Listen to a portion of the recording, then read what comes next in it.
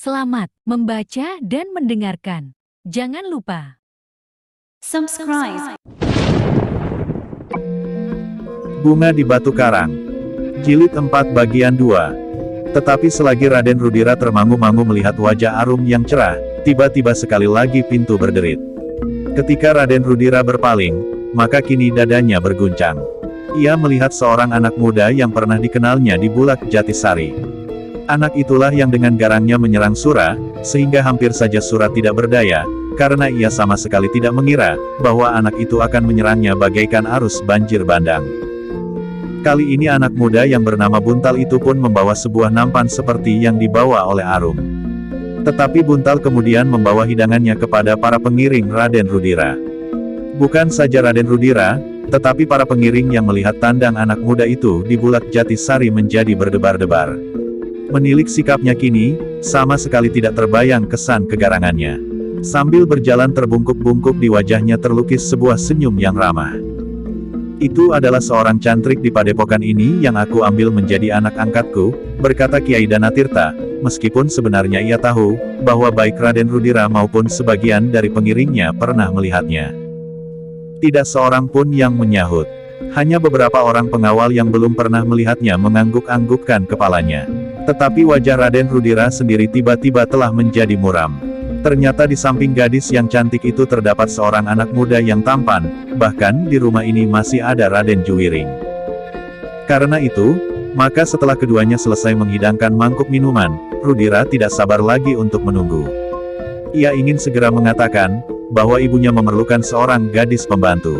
Karena Juwiring berada di sini, maka alangkah baiknya kalau gadis dari padepokan ini berada di dalam ranah kusuman.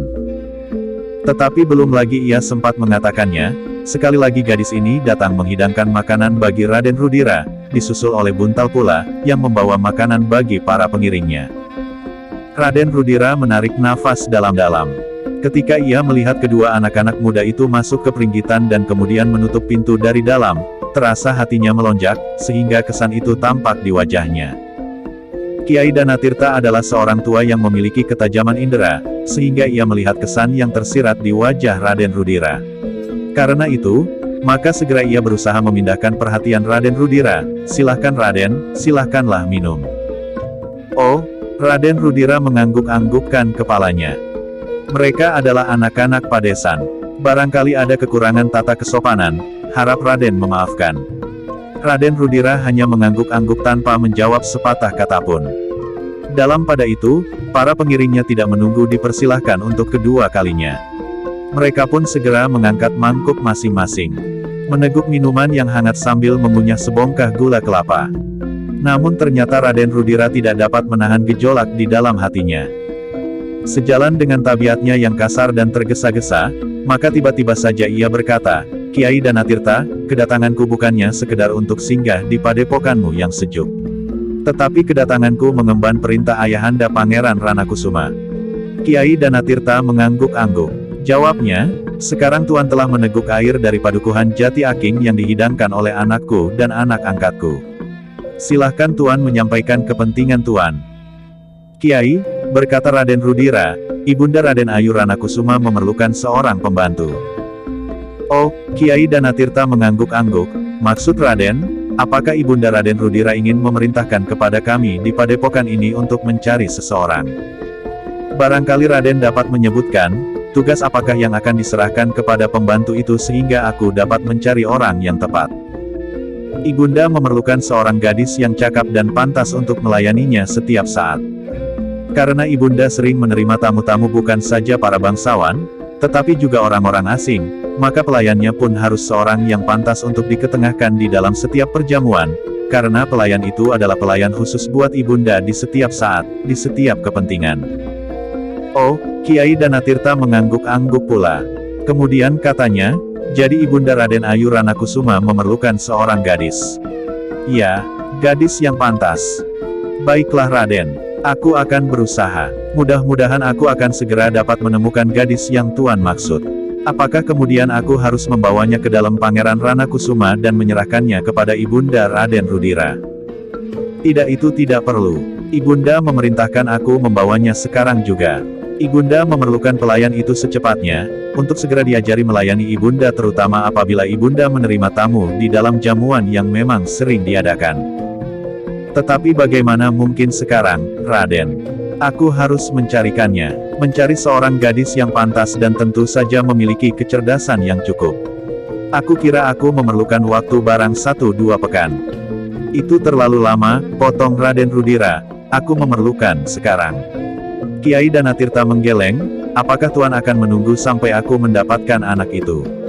Aku harus pergi ke Padukuhan Jatisari. Aku yakin bahwa orang-orang Jatisari akan merasa mendapatkan nugrahan apabila anak gadisnya dipanggil masuk ke dalam pangeranan. Setiap orang pasti akan menyerahkan dengan hati yang ikhlas. Tetapi yang sulit adalah memilih satu dari antara gadis-gadis itu.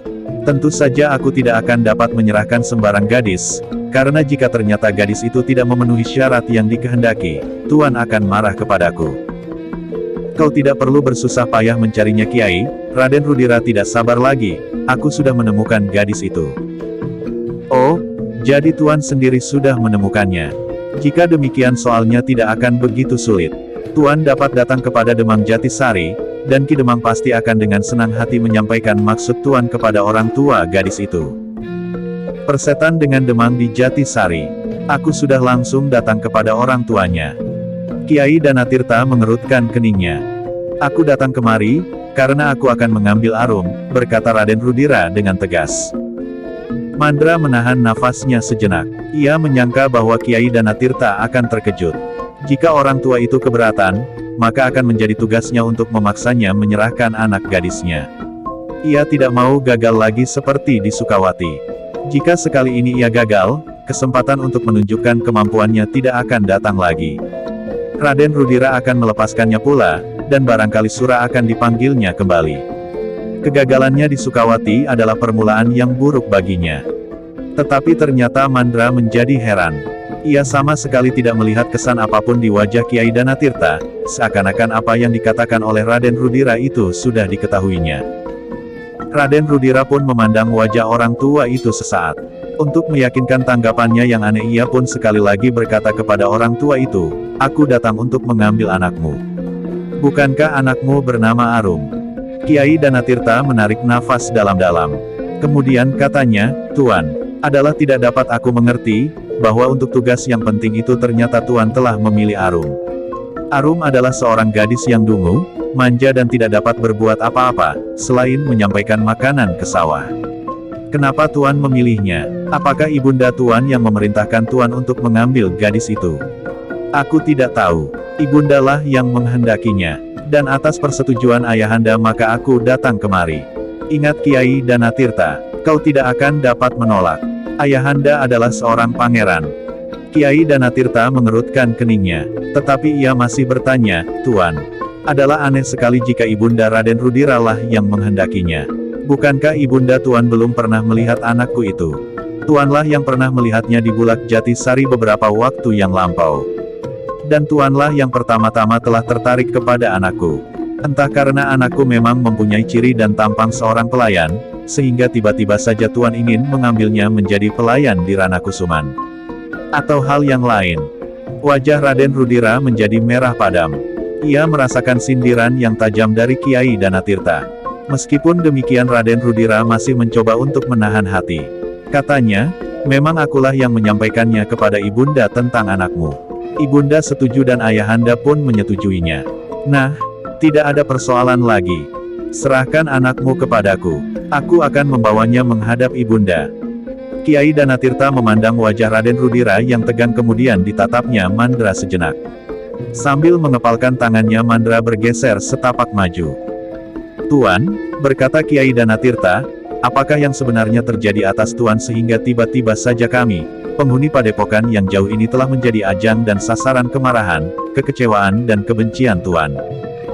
Dada Raden Rudira berdesir, seolah-olah Kiai Danatirta itu mengerti apa yang sebenarnya terjadi atas dirinya. Karena itu Raden Rudira justru menjadi semakin tegang dan hampir berteriak ia berkata, jangan mengada-ada. Ayahanda Pangeran Ranakusuma menghendaki aku mengambil Arum untuk pelayan ibunda.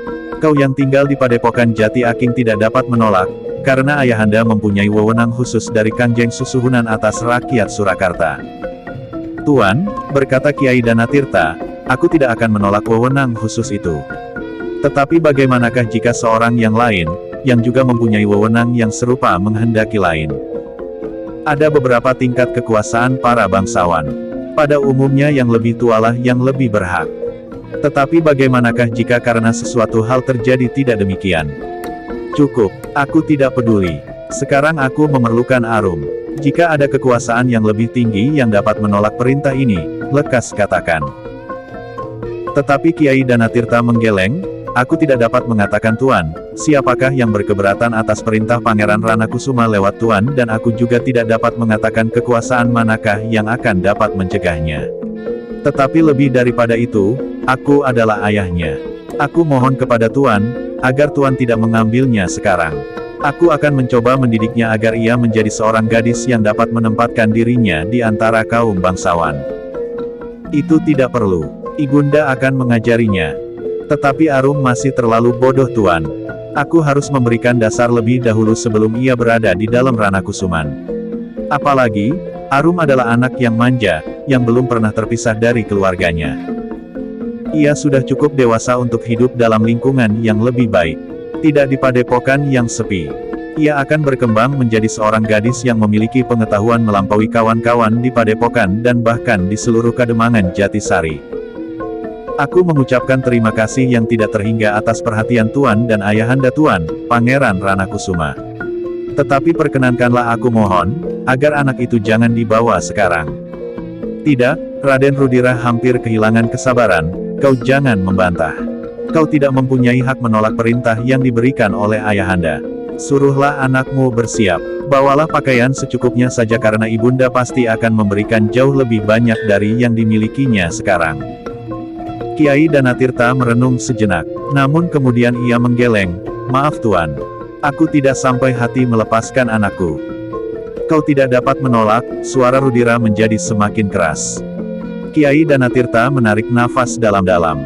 Dan tiba-tiba saja ia memanggil Arum tanpa beranjak dari tempatnya. Agaknya Arum sudah berada di balik pintu. Demikian namanya disebut, demikian pintu itu terbuka. Kemarilah.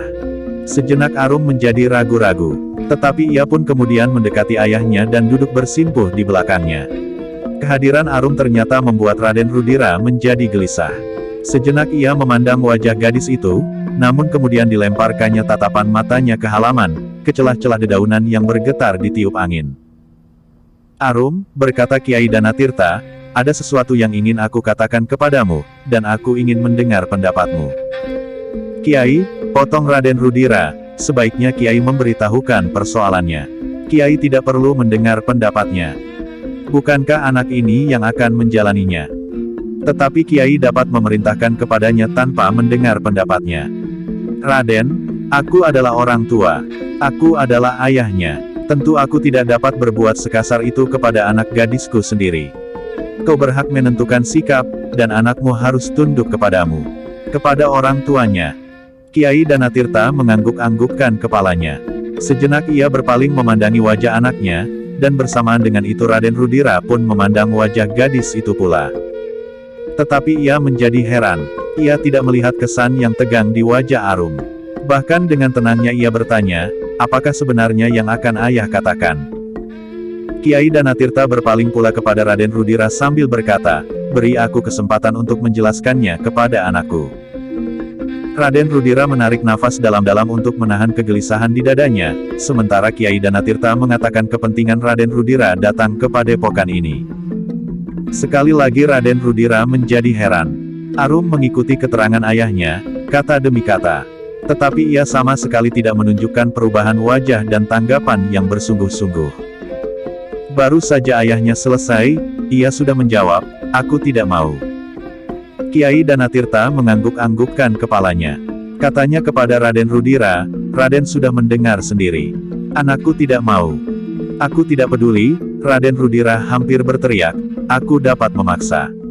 Jika aku menyampaikan penolakan ini kepada ayahanda, maka ayahanda akan menjadi sangat marah dan dengan wewenang yang didapat dari Kanjeng Susuhunan, maka kau sekeluarga dapat dihukum seberat-beratnya.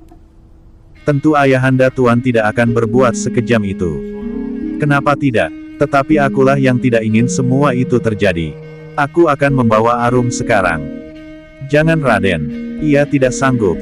Terserah kepadanya. Kalau tidak, maka kaulah yang akan aku bawa.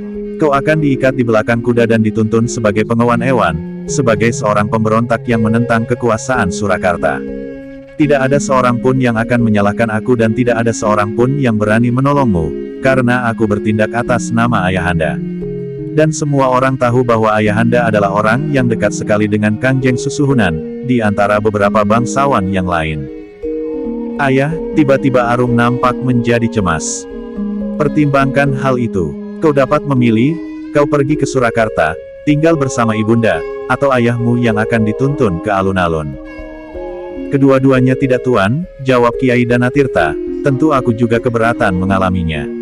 Aku kira ayahanda Tuan, Pangeran Ranakusuma tidak akan berbuat demikian. Dan kekuasaan resmi di Surakarta pun tentu tidak. Apalagi seorang saudara Tuan ada di sini. Kakanda Tuan, Raden Juwiring. Persetan dengan Kakanda Juwiring. Aku tidak memerlukannya. Aku mempersoalkan Arum di sini. Tetapi aku bukan orang asing bagi Pangeran Ranakusuma justru karena Kakanda Tuan ada di sini. Aku tidak peduli. Kiai Danatirta tidak sempat menjawab ketika tiba-tiba pintu peringgitan itu terbuka lagi. Kali ini seorang anak muda yang tegap berdiri di muka pintu. Raden Juwiring.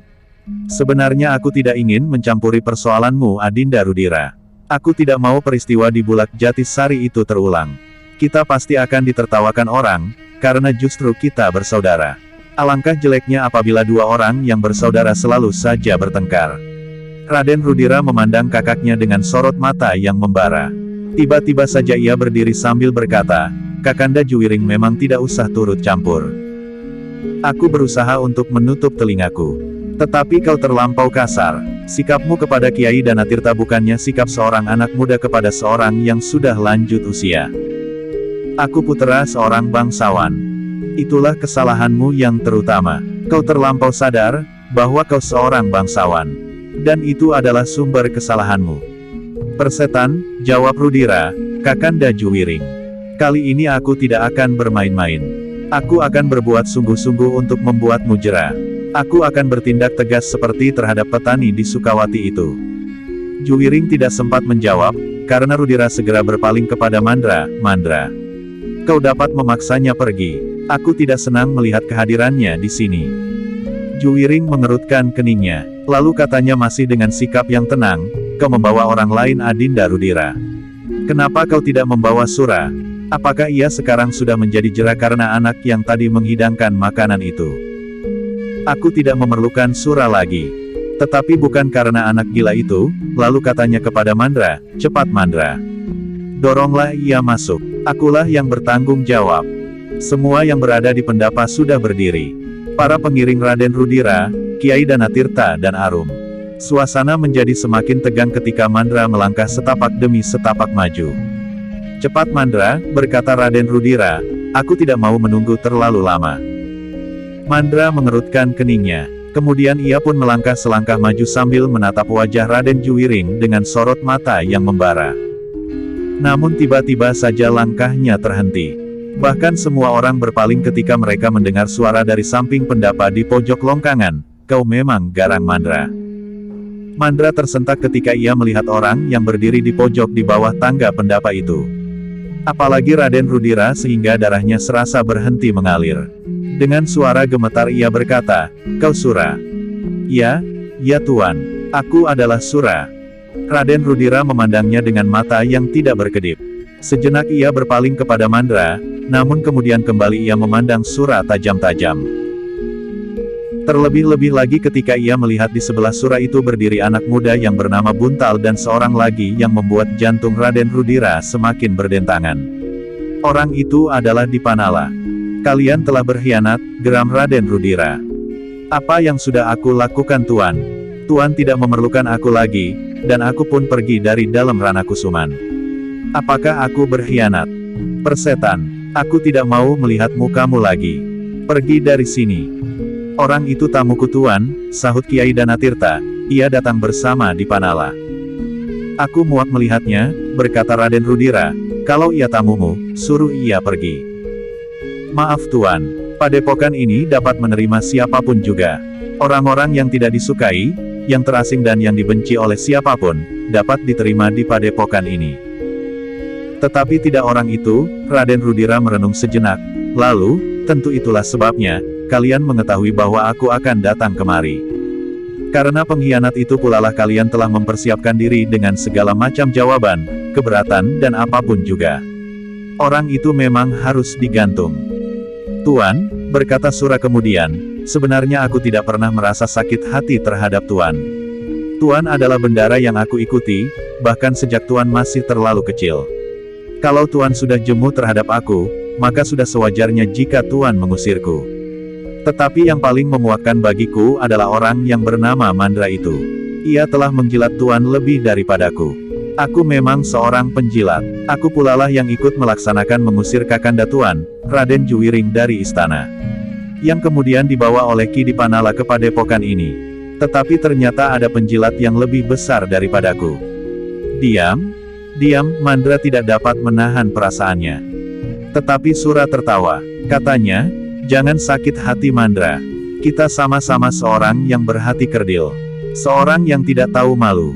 Mengorbankan orang lain untuk mendapat keuntungan bagi diri sendiri. Tutup mulutmu Sura. Kau telah dicekik oleh perasaan iri yang melonjak-lonjak di dalam kepalamu. Itu salahmu sendiri. Kau tidak mampu lagi melakukan tugasmu. Jangan mencari kesalahan orang lain. Tidak, jangan salah paham. Aku tidak mencari kesalahan orang lain. Aku menyalahkan diriku sendiri, setelah aku merenungi beberapa hari. Sebelum ini aku tidak pernah mempergunakan nalar untuk menilai suatu tindakan. Namun sekarang aku bersikap lain. Dan agaknya yang sudah aku sadari itu ternyata baru kau mulai sekarang.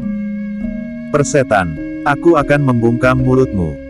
Terus terang Mandra, aku memang ingin melihat, apakah kau dapat melakukannya. Tubuh Mandra menjadi gemetar karenanya. Sejenak ia berdiri tegang, namun sejenak kemudian ia berkata, aku ingin membuktikan, bahwa aku dapat melakukannya. Sura bergeser setapak, katanya, aku sudah siap. Aku akan meminjam halaman padepokan ini sejenak, siapakah yang akan berhasil membungkam mulut kita masing-masing? Kau atau aku? Kau akan menyesal. Lalu Mandra berpaling kepada Raden Rudira. Raden, perkenankanlah aku menyelesaikan orang ini lebih dahulu. Ternyata orang-orang di padepokan ini merasa tidak gentar terhadap kehadiran kita karena di sini ada orang ini. Raden Rudira. Sahabat BDBK semuanya, jangan lupa subscribe dan share ke banyak pembaca. Terima kasih. Rudira merenung sejenak, lalu, terserah kepadamu. Nah, kau sudah mendapat izin Mandra. Marilah kita mencobanya. Aku memang mendahului kedatanganmu, dan minta kesempatan ini kepada Kiai Danatirta sebelum ia berbuat sesuatu atasku karena kesalahanku beberapa waktu yang lalu. Mandra tidak sabar lagi menunggu. Ia pun segera meloncat turun ke halaman. Raden Rudira, Kiai Danatirta dan orang-orang lain pun mengikutinya dan membuat sebuah lingkaran mengelilingi kedua orang raksasa yang sudah berhadap-hadapan itu. Kita mengambil saksi, berkata Sura. Aku harap kedua bersaudara, Raden Rudira dan Raden Juwiring menjadi saksi dari perkelahian ini. Apakah kita akan mempergunakan senjata atau tidak? Tidak, Kiai Danatirtalah yang menyahut, jika kalian mempergunakan senjata, kalian harus pergi dari halaman ini. Aku setuju. Bagaimana dengan kau? Mandra menggeretakkan giginya. Katanya, sebenarnya aku ingin memenggal lehermu. Tetapi, baiklah, kita tidak bersenjata. Mandra pun kemudian melepaskan senjatanya dan melemparkannya menepi. Nah, kita dapat segera mulai. Apakah tandanya bahwa salah seorang dari kita sudah kalah? Bertanya Sura. Mati, teriak Mandra. Tidak, sekali lagi Kiai Danatirta menengahi. Aku tidak mau melihat pembunuhan terjadi di sini. Sura memandang Mandra dengan tatapan mata yang aneh. Ia tidak menyatakan pendapatnya tentang hal itu, sehingga Mandralah yang menyahut, sampai kita meyakini kemenangan kita. Sura sama sekali tidak menyahut. Tetapi ia sudah benar-benar mempersiapkan dirinya. Kesempatan inilah yang ditunggunya. Hatinya yang panas karena sikap Mandra memerlukan penyaluran agar tidak selalu menghentak-hentak di dalam dadanya. Sura tidak peduli lagi, apakah dengan demikian ia akan ditangkap oleh Raden Rudira dan pengiringnya, kemudian dibawa dan diadili di dalam Rana Kusuman. Ia tidak peduli lagi seandainya ia akan dikubur hidup-hidup di halaman belakang atau di samping kandang. Tetapi sakit hatinya sudah dilepaskannya. Bahkan seandainya ia akan dapat dikalahkan sekalipun oleh Mandra dan dicekiknya sampai mati, ia tidak akan mempedulikannya lagi. Demikian juga agaknya dengan Mandra. Ia pun menunggu kesempatan ini. Kesempatan untuk menunjukkan kelebihannya dari Sura. Kegagalannya di Sukawati hampir-hampir menghilangkan kepercayaan Raden Rudira yang sedang tumbuh. Jika ia kini dapat mengalahkan Sura, maka yakinlah, bahwa ia akan dapat menggantikan kedudukan Sura sebagai lurah para abdi di Rana Kusuman. Namun sekali-sekali dadanya berdesir jika dilihatnya Dipanala ada di halaman itu pula. Dipanala adalah orang yang tidak begitu disukai di dalam Rana Kusuman. Tetapi tidak ada yang dapat mengusirnya. Bahkan Pangeran Rana Kusuma pun tidak pernah berbuat apapun atasnya. Persetan dengan Dipanala. Di sini ada Raden Rudira. Jika ada persoalan dengan Dipanala, biarlah Raden Rudira yang menyelesaikannya, berkata Mandra di dalam hatinya. Demikianlah kedua orang yang dibakar oleh dendam dan nafsu itu telah berdiri berhadapan. Beberapa orang yang mengelilinginya menjadi berdebar-debar. Kiai Danatirta pun menjadi berdebar-debar pula. Apalagi jika ia melihat sorot mata pada kedua orang raksasa yang berdiri di tengah-tengah lingkaran itu. Sorot mata yang memancarkan kebencian, dendam, dan yang lain nafsu ketamakan dan pamrih yang berlebih-lebihan. Di sekeliling arena itu berdiri dengan tegangnya Raden Rudira bersama pengiringnya, Raden Juwiring, Buntal, Arum dan Ki Dipanala, sedang di kejauhan beberapa orang penghuni padepokan itu pun berdiri dengan termangu-mangu. Tetapi mereka tidak berani mendekat karena mereka tahu, bahwa orang yang berdiri berhadapan di tengah-tengah itu adalah orang-orang yang sedang marah dan siap untuk berkelahi. Sejenak halaman padepokan Jati Aking itu dibakar oleh ketegangan yang memuncak. Perlahan-lahan kedua raksasa yang marah itu saling mendekat. Di dalam kesiagaan sepenuhnya terdengar Mandra menggeram, "Jangan menyesal kalau kau tidak akan bangun lagi Sura. Riwayat petualanganmu akan habis sampai di sini. Jika kau berhasil, maka riwayat petualanganmu baru dimulai hari ini. Ternyata kau seorang penjilat yang lebih baik dari aku." Kemarahan Mandra tidak lagi tertahankan. Karena itu, maka ia pun segera meloncat menyerang lawannya dengan garangnya. Tetapi Sura pun sudah siap menghadapi setiap kemungkinan, sehingga karena itu, maka ia pun dengan tangkasnya menghindari serangan yang pertama itu dengan sebuah loncatan pendek. Demikianlah maka perkelahian itu pun segera mulai dengan dilandasi oleh kebencian yang sangat. Karena itulah maka perkelahian itu pun segera meningkat menjadi semakin seru. Masing-masing tidak lagi mengekang diri, dan bahkan dengan sepenuh tenaga berusaha untuk segera mengalahkan lawannya. Ketika tangan-tangan mereka telah mulai dibasahi oleh keringat, maka tidak ada lagi yang tersirat di dalam hati, selain mengalahkan lawannya dan bahkan membunuhnya sama sekali meskipun mereka tidak bersenjata. Tetapi ternyata keduanya adalah orang-orang yang memiliki kemampuan berkelahi yang luar biasa. Ketahanan tubuh mereka benar-benar mengagumkan. Sebagai raksasa di Rana Kusuman keduanya memiliki tenaga yang luar biasa. Namun apabila serangan-serangan mereka kadang-kadang mengenai lawannya itu pun masih juga mampu mempertahankan keseimbangannya. Semakin lama perkelahian itu justru menjadi semakin dahsyat. Mandra memang seorang pengawal yang dapat dipercaya. Kakinya bagaikan tidak berjejak di atas tanah. Meskipun tubuhnya bagaikan tubuh raksasa, namun ia mampu berloncatan dengan cepatnya. Sekali melenting sambil menyambar lawannya, namun kemudian kakinya menyerang mendatar bagaikan lembing yang meluncur dengan derasnya. Tetapi lawannya adalah seorang yang telah bertahun-tahun hidup dalam suasana kekerasan. Sura adalah lambang dari kekuasaan Raden Rudira yang dialasi dengan kekuatannya untuk bertahun-tahun lamanya. Namun tiba-tiba lambang itu kini menjadi goyah. Tetapi kemampuan Sura ternyata tidak goyah. Ia masih mampu bertempur sebaik beberapa tahun yang lampau. Bahkan oleh kemarahan dan wajah Raden Rudira yang merah seakan-akan menjadi semakin menyala karenanya. Bahkan kemudian terdengar ia menggeretakkan giginya sambil berkata, "Aku dapat memaksakan kehendakku." Kebencian yang menyala di hatinya, maka seakan-akan tenaganya kini menjadi berlipat. Tangannya yang kadang-kadang bagaikan membeku di depan tubuhnya, tiba-tiba saja bergerak menyambar lawannya. Dengan jari-jarinya yang mengembang, Sura merupakan orang yang sangat berbahaya. Tandangnya yang kasar dan garang menggetarkan dada setiap orang yang menyaksikan di seputar arena itu. Raden Juwiring memandang perkelahian itu dengan tajamnya. Di halaman Padepokan Jati Aking ini telah terjadi perkelahian antara hamba-hamba dari dalam Rana Kusuman ditunggui oleh adiknya Raden Rudira. Inilah ciri kekuasaan Rudira, berkata Juwiring di dalam hatinya. Ia telah menimbulkan dengki dan iri hati di antara pelayan-pelayan di dalam lingkungannya. Sengaja atau tidak sengaja ia telah menyambung kedua raksasa ini. Juwiring menarik nafas dalam-dalam. Sejenak dipandanginya wajah Rudira yang tegang. Kemudian ia berkata pula di dalam hatinya, jika Adinda Rudira mendapat kesempatan untuk memimpin pemerintahan, maka nasib rakyatnya lah yang akan menjadi sangat jelek. Ia pasti menimbulkan pertentangan di dalam lingkungannya. Dan pertentangan itu agaknya membuatnya semakin kuat, karena di dalam setiap pertentangan yang timbul, rakyatnya tidak akan sempat menilai kebijaksanaannya, dan setiap pihak akan berusaha untuk mendapat kesempatan mendekatinya. Juwiring menggigit bibirnya, lalu, dan kini di dalam lingkungan kecil itu Mandra telah berkelahi dengan penuh dendam dan kebencian melawan Sura. Dalam pada itu perkelahian itu sendiri menjadi semakin dahsyat pula. Keduanya hampir tidak lagi mempertimbangkan tata geraknya dengan nalar, karena hentakan perasaan yang tidak terkekang. Benturan-benturan kekuatan yang terjadi, membuat keduanya sekali terlontar surut beberapa langkah. Kemudian hampir berbareng mereka meloncat maju.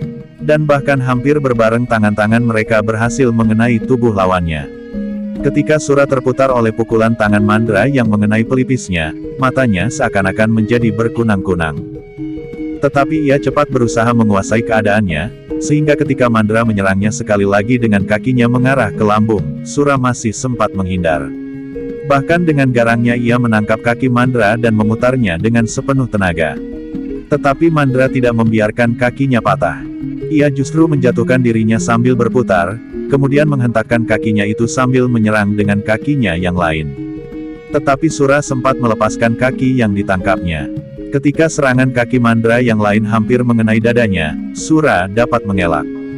Demikian ia surut selangkah, maka Mandra pun melenting berdiri. Tetapi Sura agaknya lebih cepat, karena tiba-tiba saja kakinya telah meluncur ke dada lawannya. Mandra tidak sempat mengelak, karena serangan itu bagaikan tidak dibatasi oleh waktu. Yang dapat dilakukan hanyalah sekedar menahan serangan itu dengan tangannya. Sambil melipat tangan ia memiringkan tubuhnya. Namun kaki Sura terlampau kuat, sehingga dorongan pada lengan tangannya membuatnya terlempar beberapa langkah surut. Sura tidak membiarkannya. Dengan cepatnya ia memburu lawannya. Sekali lagi ia memutar kakinya mendatar. Tumitnya tepat mengarah ke bagian bawah perut Mandra. Mandra terkejut melihat serangan yang begitu cepat datang beruntun. Tetapi kali ini ia masih mempunyai kesempatan. Ia menarik sebelah kakinya sambil membungkukkan badannya, sehingga tumit Sura terbang sejengkal saja dari tubuhnya. Pada saat itulah Mandra mempergunakan kesempatan sebaik-baiknya. Ia meloncat mendekat. Tangannya mematuk dagu Sura dengan cepatnya sehingga terdengar gigi Sura gemeretak beradu. Bahkan kepala Sura terangkat sejenak. Pada saat itulah Sura mengeluh pendek. Tangan Mandra yang lain ternyata tepat mengenai perut Sura, sehingga Sura terbungkuk sejenak. Saat itu dipergunakan oleh Mandra sebaik-baiknya. Dengan kedua tangannya ia berusaha memukul tengkuk Sura, sehingga dengan demikian ia berharap dapat segera mengakhiri perkelahian. Tetapi Sura yang masih sempat berpikir tidak membiarkan tengkuknya dikenai. Karena itu, selagi Mandra mengayunkan tangannya Sura bergeser sedikit karena ia tidak mungkin berbuat lebih dari itu. Namun yang sedikit itu ternyata telah menyelamatkan tengkuknya. Tangan Mandra yang menghantam keras sekali itu ternyata mengenai pundak lawannya. Sura menyeringai menahan sakit, tetapi akibat pukulan itu tidak membuatnya pingsan seperti seandainya tangan itu mengenai tengkuknya. Mandra tidak mau melepaskan kesempatan itu. Ketika ia sadar bahwa tangannya tidak berhasil mengenai tengkuk lawannya, maka sekali lagi ia berusaha mengulangi, selagi Sura masih belum sempat beranjak dari tempatnya, bahkan agaknya ia masih sedang menahan sakit. Tetapi ketika Mandra sekali lagi mengangkat tangannya, Sura mempergunakan kesempatan yang ada padanya. Dengan sisa tenaganya ia membenturkan dirinya ke dada Mandra. Bahkan ia masih sempat mengangkat lututnya dan langsung menghantam perut lawannya dengan kerasnya, sementara tangannya masih juga berusaha mencengkam leher.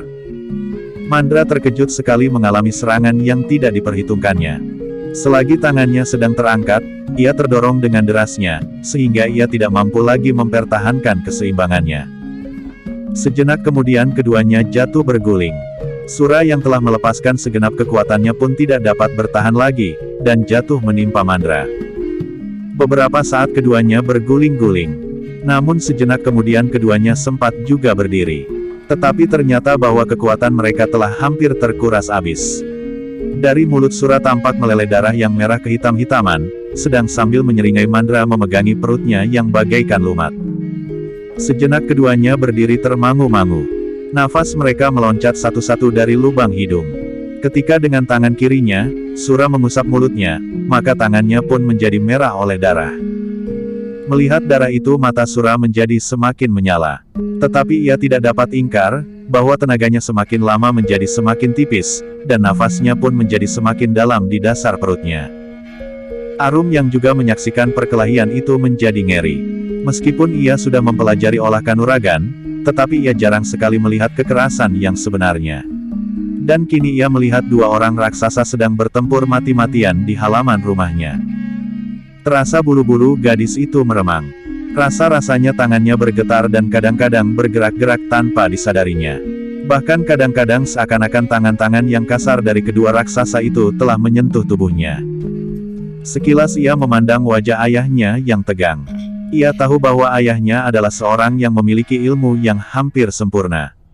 Ia yakin bahwa kedua orang yang sedang bertempur itu sama sekali bukan orang-orang yang mengagumkan bagi ayahnya. Namun dalam pada itu, Arum melihat suatu segi dunia yang rasa-rasanya lain dari dunia yang dikenalnya sehari-hari. Kedamaian di Padepokan Jati Aking yang sejuk serta hubungan yang ramah di antara penghuninya. Meskipun mereka berlatih ilmu olah kanuragan, namun Arum belum pernah melihat kebencian yang sebenarnya seperti yang dilihatnya kini. Ia melihat pertengkaran di Bulak Jatisari, dan perkelahian di antara saudara-saudara seperguruannya dengan para pengiring Raden Rudira, adalah sebagai suatu pertentangan yang masih dapat dilihatnya sebagai suatu peristiwa yang dapat saja terjadi. Tetapi kali ini terpancar dari tatapan mata keduanya, kebencian yang melonjak-lonjak.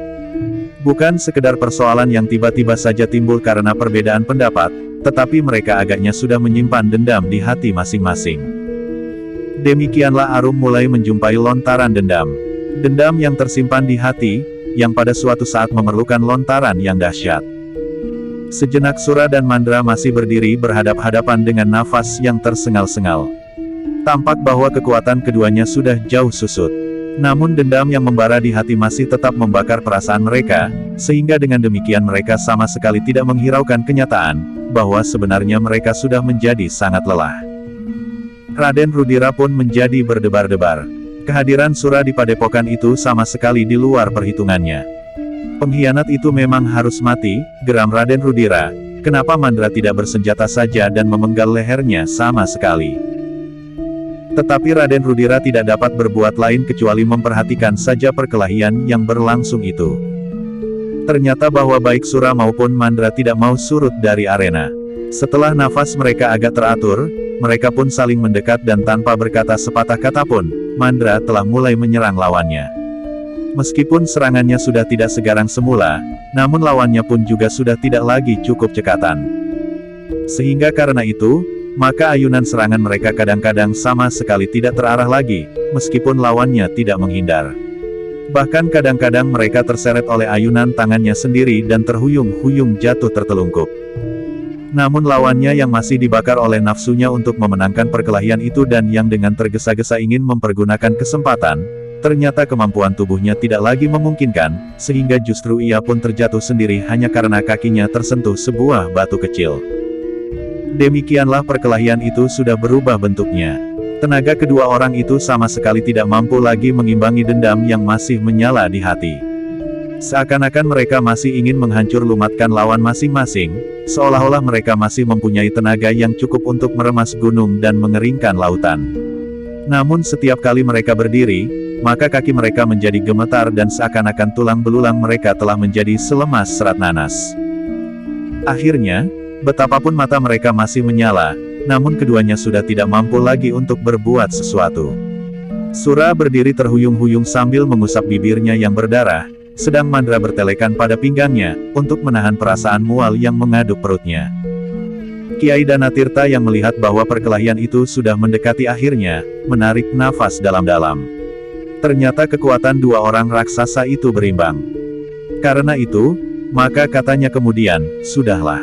Marilah Kisanak, kita sudahi kebencian yang menyala di hati kalian masing-masing. Marilah kita duduk sejenak untuk beristirahat. Tidak ada gunanya kita selalu dicengkam oleh dendam dan kebencian." Sura dan Mandra tidak sempat menjawab karena nafas mereka yang memburu, bahkan seakan-akan hampir terputus di kerongkongan. Namun dalam pada itu dada Raden Rudira lah yang serasa menyala. Terbayang kegagalan lagi yang akan ditemuinya di padepokan ini. Kegagalan demi kegagalan harus ditelannya. Alangkah pahitnya. Dengan wajah yang merah padam tiba-tiba terdengar suaranya menggelegar, "Sura, kau sudah berkhianat lagi. Ternyata kau sudah mendahului aku, dan mengabarkan kehadiranku kepada Kiai Danatirta. Apakah kentunganmu dengan berbuat demikian?" Sura memandang Raden Rudira yang rasa-rasanya agak kabur. Namun di sela-sela nafasnya yang terengah-engah ia berkata, "Ya. Aku memang mendahului setelah aku mendengar kalian membicarakan rencana ini di kandang kuda." "Persetan," geram Raden Rudira, "apakah kau tahu akibat dari perbuatanmu?" "Aku mengharap akibat inilah yang terjadi. Aku berharap bahwa aku akan dapat melumatkan Mandra. Tetapi aku ternyata gagal." "Anak demit," sahut Mandra, "akulah yang akan melumatkan kepalamu." Sebuah senyum yang masam tampak di bibir Sura, "Kita melihat kenyataan ini. Tetapi kau tidak akan terlepas dari hukuman pengkhianatanmu," sahut Raden Rudira lalu dipandanginya Kiai Danatirta, "Kau jangan melibatkan diri pada pengkhianatannya. Biarlah ia menanggungnya sendiri." Kiai Danatirta memandanginya pula. Sorot keheranan memancar dari sepasang matanya yang lembut.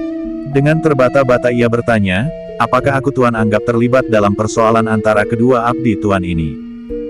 Pertanyaan itu ternyata membingungkan Raden Rudira. Namun kemudian ia menjawab lantang, "Iya. Kau sudah melindungi pelayanku yang berkhianat. Dengan demikian kau akan terlibat pula karenanya." "Raden," berkata Kiai Danatirta, "aku tidak mengetahui sama sekali persoalan antara kedua abdi Tuan ini. Persoalan Tuan di sini adalah persoalan gadis itu. Tetapi kau sudah mempergunakan orang yang tidak aku sukai lagi untuk mengacaukan pembicaraan kita. Kedatangannya untuk berkhianat ini kau sambut dengan senang dan dengan demikian akan menguatkan sikap penolakanmu." Raden Rudira berhenti sejenak, lalu, "Aku jangan kau anggap anak yang sama sekali tidak dapat menghubungkan persoalan yang satu dengan persoalan yang lain. Siapapun kalian, tetapi kali ini kalian mempunyai kepentingan yang dapat saling menguntungkan. Itulah sebabnya Sura ada di sini." Kiai Danatirta menarik nafas dalam-dalam. Dengan hormatnya ia menjawab, "Memang kadang-kadang sikap seseorang dapat menimbulkan akibat yang tidak dikehendakinya sendiri. Sebaiknya aku tidak ingkar, bahwa sebenarnya lah abdi Tuan yang bernama Sura itu datang mendahului Tuan. Tetapi yang penting baginya, bukan karena Tuan akan mengambil anakku. Ia ingin mendapat kesempatan untuk melepaskan dendamnya terhadap kawannya yang bernama Mandra itu. Dan kau yang menyebut dirimu Kiai Danatirta ternyata telah membakar nafsu dendam di hati seseorang. Bukan itu. Lebih baik dendam itu meledak di bawah saksi serupa ini daripada mereka mencari kesempatan sendiri. Tentu hal itu akan menjadi jauh lebih berbahaya. Bukan itu. Yang penting bagimu, kau dapat menggagalkan niat kami membawa anakmu," potong Raden Rudira, "tetapi kau keliru. Meskipun seandainya Mandra tidak lagi dapat memaksamu karena ia harus berdiri berhadapan dengan pengkhianat itu, aku masih membawa beberapa pengiring yang akan dapat memaksamu." Kata-kata itu ternyata bagaikan api yang menyentuh telinga Buntal. Tetapi ketika ia bergeser setapak juwiring telah menggamitnya. Agaknya anak muda itu dapat berpikir lebih tenang dari Buntal. "Raden," bertanya Kiai Danatirta, "aku pun tetap pada permohonanku. Jangan Tuan membawanya. Kami akan memaksa. Anak itu atau kau." Sebelum Kiai Danatirta menjawab, Kidipanalalah yang menyahut sambil melangkah maju, "Raden. Aku pun adalah seorang abdi di dalam Rana Kusuman. Tetapi Tuan jangan tergesa-gesa menuduh aku seorang pengkhianat. Aku ingin Tuan mempertimbangkan keputusan Tuan untuk mengambil Arum dari rumah ini." "Maksudmu, agar aku membantah perintah Ayahanda?" Bersambung ke jilid 4 bagian 3. Bagikan. Klik bagikan untuk banyak pembaca Sare ke media sosial Facebook, Twitter, dan lain-lainnya. Jangan lupa subscribe dan nyalakan lonceng notifikasi. Baca jilid berikutnya. Atas perhatiannya saya ucapkan terima kasih.